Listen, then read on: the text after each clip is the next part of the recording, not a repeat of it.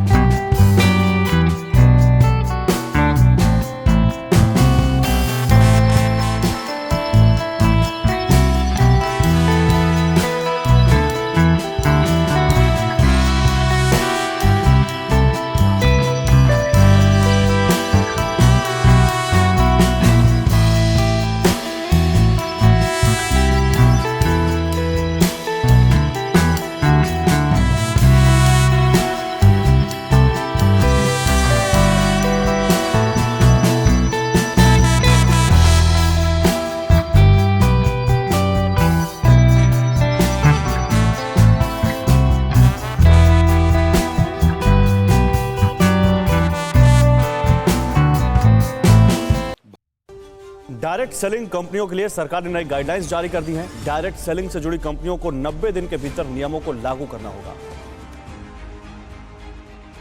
मामलों के मंत्रालय ने चेन मार्केटिंग पर रोक लगा दी है और उनके लिए नए नियम लागू कर दिए गए हैं। मतलब अब कंपनियां प्रोडक्ट्स बेचने के नाम पर पिरामिड और मनी सर्कुलेशन स्कीम के तहत लोगों की चेन का नेटवर्क नहीं बना सकेंगी।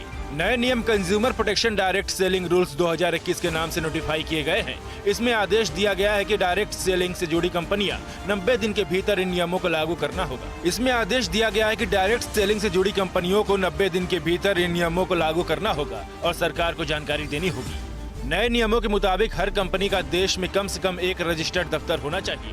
कंपनियों एमएलएम में भयंकर भीड़, करोड़ों का आया टर्नओवर यानी कुल बिक्री। मोदी जी ने बदल डाले नियम। वो नियम क्या है और नियम का मतलब क्या होता है? नियम के खिलाफ जाने वाले को हो सकती उम्र कैद, यहाँ तक तो जेल भी जाना पड़ सकता है। जैसा कि आपको बताया जा रहा है, नियमों का बहुत सशक्त है, नियम बहुत सशक्त है। नियमों पर चलने के लिए क्या आप वीडियो को देखना चाहेंगे या फिर जेल? Completely choice your. या फिर आप इस वीडियो को अपने टीम में शेयर कीजिए या फिर आप खुद वीडियो को देखकर उन्हें बताएं, नहीं तो भारी नुकसान उठाना पड़ सकता है दोस्तों। तो आइए वीडियो को करते हैं स्टार्ट। और चैनल पे अभी आए होंगे, चैनल को अभी कर लीजिएगा सब्सक्राइब दोस्तों, बेल आइकन को प्रेस करना ना भूलें। तो rule for direct selling companies. सरकार ने कंपनियों पर कसा शिकंजा, ग्राहकों को बेहतर सुविधा देने के लिए कहा अब कोई गड़बड़ की तो खैर नहीं। Rule for direct selling companies. Consumer affairs ministry ने डायरेक्ट सेलिंग कंपनियों के रजिस्ट्रेशन को अनिवार्य करते हुए कुछ नियम बनाए। इसके तहत कंपनियों एजेंट्स रजिस्ट्रेशन चार्ज ले सकती है नहीं, ना ही कंपनियों के एजेंट को प्रमोशन के लिए देने वाली चीजों के जैसे पैसे ले सकती है। कंपनियों को अपना 24 घंटे चलने वाला कस्टमर केयर सर्विस सेंटर भी बनाना होगा। नई Delhi rule for direct selling company. Bharat सरकार ने डायरेक्ट सेलिंग करने वाले एमवे, ओरिफ्लेम, टप्परवेयर जैसे कंपनियों पर शिकंजा कसते हुए उनके लिए कुछ नियम बनाए। कंज्यूमर अफेयर्स मिनिस्ट्री इन कंपनियों के रजिस्ट्रेशन अनिवार्य करते हुए कुछ नियम बनाए। इसका मकसद है कि विक्रेताओं या एजेंट का हित तो सुरक्षित रहे, ग्राहकों के प्रति भी डायरेक्ट सेलिंग करने वाले कंपनियों की जवाबदेही बढ़े। हमारे पर डिटेल रिपोर्ट किया। ये पहली बार जिसमें ऐसा नियम बनाया गया कि ये कंपनियां अपने एजेंट को सामान के प्रदर्शन के लिए देने वाली चीजों के पैसे नहीं ले सकती, ना ही एजेंट से कोई एंट्री या रजिस्ट्रेशन फीस ले सकती है। इससे पहले 2016 में भी सरकार ने ऐसी गाइडलाइन बनाई थी, लेकिन तब इसे सिर्फ सुझाव के तौर पर लाया गया था। इस बार सरकार ने जो नियम बनाए गए उन्हें कंज्यूमर प्रोटेक्शन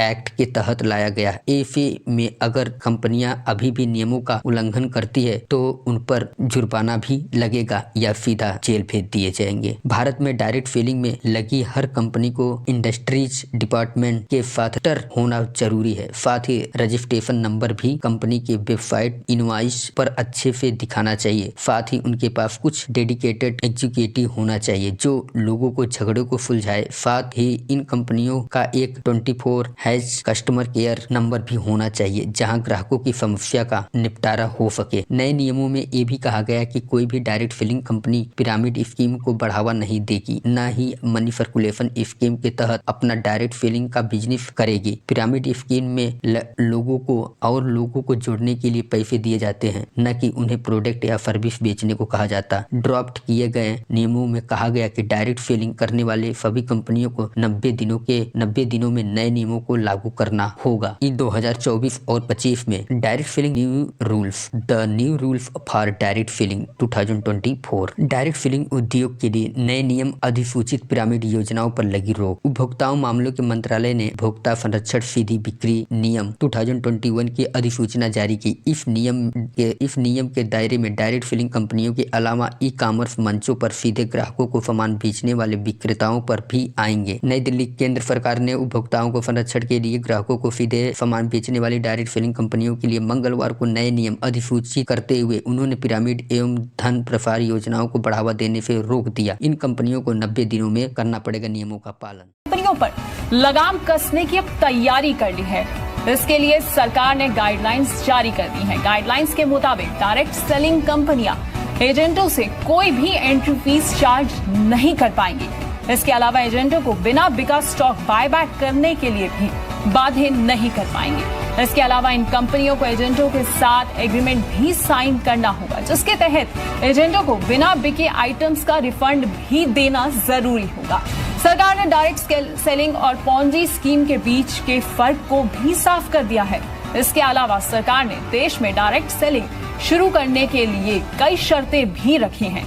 केंद्रीय स्तर पर डायरेक्ट सेलिंग दोस्तों, अगर आप डायरेक्ट सेलिंग गाइडलाइंस के बारे में जानना चाहते हैं तो इस वीडियो को पूरा आप देखिए दोस्तों, क्योंकि आपका जिंदगी का सवाल है दोस्तों, आपका करियर का सवाल है, आपका फ्यूचर का सवाल है दोस्तों। इसमें आज इस वीडियो में गाइडलाइंस के बारे में हम चर्चा करेंगे दोस्तों। पूरा वीडियो को ध्यान से देखिएगा। चैनल पर नए होंगे चैनल को अभी कर लीजिएगा सब्सक्राइब दोस्तों, बेल आइकन को प्रेस कर दीजिएगा ऐसे इन्फॉर्मेटिव जानकारी के लिए दोस्तों। आज हम डायरेक्ट सेलिंग गाइडलाइंस के बारे में चर्चा करेंगे और डायरेक्ट सेलिंग न्यू अपडेट्स के बारे में भी बताएंगे दोस्तों। सभी दिशा निर्देश के बारे में विस्तार से भी जानेंगे कि डायरेक्ट सेलिंग कंपनियों और डायरेक्ट सेलर्स के लिए क्या बनी है गाइडलाइंस। डायरेक्ट सेलिंग दिशा निर्देश क्या है? पिरामिड स्कीम और मनी सर्कुलेशन प्लान वाली कंपनियों डायरेक्ट सेलिंग की आड़ में लोगों को धोखा दे रही है और लोग सच्ची और झूठी डायरेक्ट सेलिंग कंपनियों की पहचान कर सकते हैं। इसके लिए कुछ नियम बनाए गए जिन्हें डायरेक्ट सेलिंग दिशा निर्देश कहा जाता है। सबसे पहले डायरेक्ट सेलिंग दिशा निर्देश जारी किए गए थे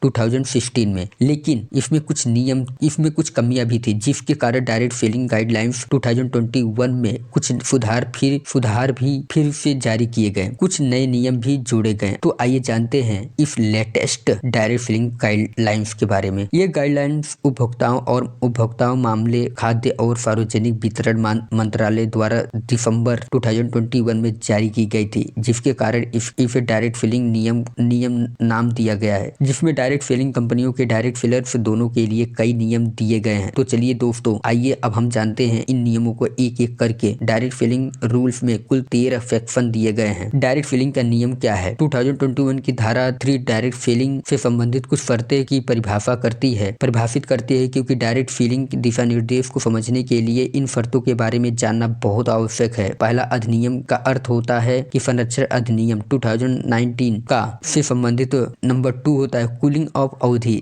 जब डायरेक्ट सेलर किसी डायरेक्ट सेलिंग कंपनी के साथ अनुबंध या समझौते पर हस्ताक्षर करता है। जब आप जुड़ते हैं कंपनी में किसी के भी साथ, आप किसी भी लीडर के साथ जब आप जुड़ते हैं, हस्ताक्षर करते हैं, साइन अप करवाते हैं और उस अनुबंध की समाप्ति तिथि से पहले उस अनुबंध को समाप्त कर देता है, लेकिन किसी भी शर्तों का उल्लंघन किए बिना, तो वह समय अवधि की कूलिंग ऑफ कहा जाता है। डायरेक्ट सेलर क्या होता है दोस्तों? वह व्यक्ति जो आधिकारिक तौर पर किसी डायरेक्ट सेलिंग कंपनियों से जुड़ा होता है और उस कंपनी के उत्पाद बेचता है, डायरेक्ट सेलर कहलाता है। नंबर 4, डायरेक्ट सेलिंग इकाइयों। डायरेक्ट सेलिंग कंपनी को ही डायरेक्ट सेलिंग इकाई कहा जाता है। पिरामिड योजना के अंतर्गत नहीं आती है और पूरी तरह से उत्पाद आधारित कंपनी है। मनी सर्कुलेशन का मतलब क्या होता है दोस्तों? डायरेक्ट सेलिंग कंपनियों के जिनके पास कोई उत्पाद या सेवा नहीं होती और भले ही वे केवल दिखावे के लिए हो, लेकिन वे कंपनी पैसा का दुरुपयोग करके अपना व्यवसाय चलाती है, यानी पहले लोगों से पैसा लेती है और फिर वही पैसा देते हैं।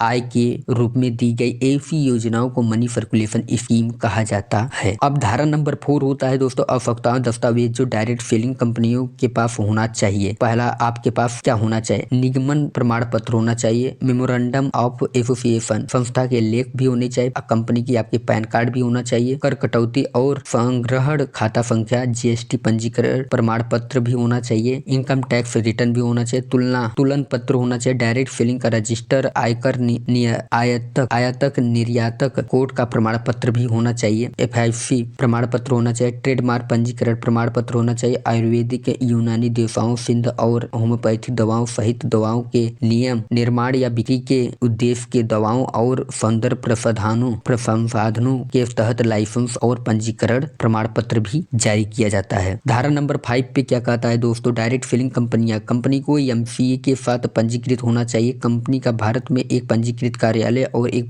भौतिक स्थान होना चाहिए। कंपनी को एक घोषणा पत्र देना होगा कि वह डायरेक्ट सेलिंग दिशा निर्देशों का पालन करती है और कोई पिरामिड स्कीम या मनी सर्कुलेशन स्कीम तो नहीं है। डायरेक्ट सेलिंग कंपनियों की वेबसाइट आपके पास होनी चाहिए। आपको आपके लीडर से ये चीज आपको उनकी जानकारी में जरूर होना चाहिए और आप उनसे लीजिए। कंपनी का पंजीकृत नाम, कंपनी का कार्यालय और उनकी सभी शाखाओं की जानकारी, कंपनी संपर्क विवरण जैसे ग्राहक सेवा number, landline number, email, fax आदि। सभी पंजीकृत शिकायतों का एक टिकट नंबर होना चाहिए ताकि उन पंजीकृत शिकायतों की स्थिति को ट्रैक किया जा सके। धारा नंबर 6 डायरेक्ट सेलर, प्रत्येक डायरेक्ट सेलर का अपनी कंपनी के साथ लिखित अनुबंध होना चाहिए तभी वह उस कंपनी का डायरेक्ट सेलर कहलाएगा। अगर कोई डायरेक्ट सेलर किसी संभावित ग्राहक को अपना बिजनेस प्लान दिखाने जाता है तो उसे अपनी कंपनी का आई कार्ड दिखाना अनिवार्य है। उसे अपनी कंपनी के बारे में सही जानकारी देनी होगी। डायरेक्ट सेलर को अपने संभावित ग्राहकों को उत्पाद के बारे में सही जानकारी बतानी होगी कि उत्पाद कितना अच्छा, उसकी कीमत कितनी है, उत्पाद खराब होने पर उसे कैसे एक्सचेंज करना है, उत्पाद वापस कैसे करना है और इसके